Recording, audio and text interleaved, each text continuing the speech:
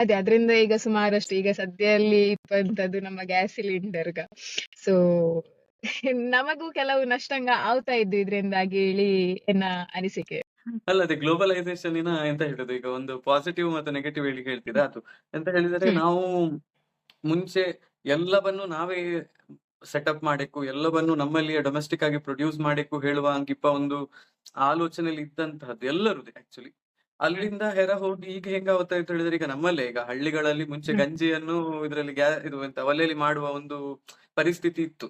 ಈಗ ಎಲ್ಲರ ಹ್ಮ್ ಮನೇಲೂ ಗ್ಯಾಸ್ ಬಂದು, ನಾಟ್ ಸ್ಟೇಟಿಂಗ್ ದಟ್ ಅದು ತಪ್ಪು ಹೇಳಿ ನಾನು ಹೇಳ್ತಾ ಇಪ್ಪದಲ್ಲ. ಈಗ ದೇಶದ ಪರಿಸ್ಥಿತಿಯ ಹ್ಮ್ ಕಡೆಯಲ್ಲಿ ನೋಡಿದರೂ ಕೂಡ ಅವುದೇ ಹಾಂಗಿಪ್ಪದೇ ಆಲೋಚನೆ ಮಾಡ್ತವೆ. ಎಂತ ಹೇಳಿದರೆ, ಹ್ಮ್ ಓಕೆ ನಾವೀಗ ಡೀಪ್ ಸಿ ಎಕ್ಸ್ಪ್ಲೋರೇಷನ್ ಮಾಡಿಬಿಟ್ಟು ಎಂಗಳತ್ರ ಎಲ್ಲಿಯಾರು ಗ್ಯಾಸಿನ ನಿಕ್ಷೇಪ ಇದ್ದ ಹೇಳಿ ನೋಡುವುದರ ಬದಲು ಇಂಪೋರ್ಟ್ ಚೀಪ್ ಹ್ಮ್ ಆಗುತ್ತಾ ಇತ್ತು ಹೇಳಿದ್ರೆ ಅದನ್ನೇ ಮಾಡುವ ಹೇಳಿಕೊಂಡು ಎಲ್ಲ ದೇಶಗಳದೇ ಆಲೋಚನೆ ಮಾಡುದು. ಬಿಕಾಸ್ ಹ್ಮ್ ಇನ್ವೆಸ್ಟ್ಮೆಂಟ್ ತುಂಬಾ ಬೇಕಾಗುತ್ತೆ. ಈಗ ಒಂದು ಗ್ಯಾಸ್ ರಿಗ್ಗಿನ ಸೆಟಪ್ ಮಾಡಕ್ಕೆ ಹೇಳಿದ್ರೆ ತುಂಬಾ ಇನ್ವೆಸ್ಟ್ಮೆಂಟ್ ಬೇಕಾಗುತ್ತೆ. ಸೊ ಹಾಗಾಗಿ ಅವೆಂತ ಮಾಡಿದವು, ಓಕೆ ಚೀಪ್ ಆಗಿ ಕತಾರಿಂದ ಬರ್ತಾ ಇದ್ದು ಹ್ಮ್ ಅಲ್ಲಿಗೆ ನಾವು ಈಗ ಇಲ್ಲಿ ಎಕ್ಸ್ಪ್ಲೋರೇಷನ್ ಹಿಂಗೆ ಹೇಳಿ ನಾವು ಖರ್ಚು ಮಾಡುವ ಒಂದು ಫ್ರಾಕ್ಷನಿನ ಶಿಪ್ಸಿನ ಅಥವಾ ಆಯಿಲ್ ಟ್ಯಾಂಕರ್ ಗಳನ್ನು, ಗ್ಯಾಸ್ ಟ್ಯಾಂಕರ್ ಗಳನ್ನು ಸೇಲ್ ಮಾಡ್ಲಿ ಯೂಸ್ ಮಾಡಿದರೆ ಅದರಲ್ಲಿ ಆಗುತ್ತಲ್ಲ ಹೇಳಿ ಆಲೋಚನೆ.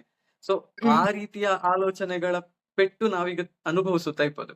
ಇದೀಗ ಹ್ಮ್ ಭಾರತಕ್ಕೆ ಒಂದು ರೀತಿಲಿ ಎಂತ ಹೇಳಿದರೆ ಎಚ್ಚರಿಕೆ ಹೇಗೆ ಹೇಳಿದ್ದಾರೆ, ಇದು ನಮ್ಮ ವಾರ್ ಅಲ್ಲ. ಈಗ ಹ್ಮ್ ಇರಾನ್ ಮತ್ತು ಇಸ್ರೇಲ್ ಅಥವಾ ಇರಾನ್ ಮತ್ತು ಅಮೆರಿಕದ ಮಿಡ್ಲ್ ಯಾವ ಟೈಪ್ ಆಫ್ ವಾರ್, ಇಲ್ಲಿ ನಾವು ಡೈರೆಕ್ಟ್ಲಿ ಯಾರ ಜೊತೆಯೂ ಎಂತದೂ ಮಾಡ್ತಾ ಇಲ್ಲದಿರುವುದು ನಾವು ಪೆಟ್ಟು ತಿಂತಾ ಇದ್ದು.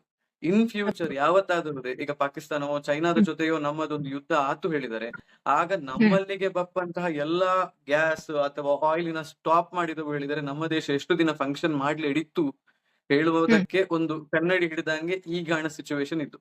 ನಮಗೀಗ ಪೆಟ್ರೋಲ್, ಕ್ರೂಡ್ ಆಯಿಲ್ ಇಂದೆಲ್ಲ ರಿಸರ್ವ್ಸ್ 70-75 ದಿನಕ್ಕೆ ಇದ್ದು ಹೇಳಿ ನಾವೀಗ ಹೇಳ್ತಾ ಇದ್ದು. But commercial hmm gas cylinders ಅಥವಾ ಗ್ಯಾಸ್ ಸಿಲಿಂಡರ್ಸ್ ಅಲ್ಲಿ ಸ್ಟಾಪ್ ಆದ 1 ವಾರದ ಒಳಗೆ ನಮಗಿಲ್ಲಿ ಅದರ ರಿಪರ್ಕಷನ್ಸ್ ಕಾಣ್ತಾ ಇದ್ದು.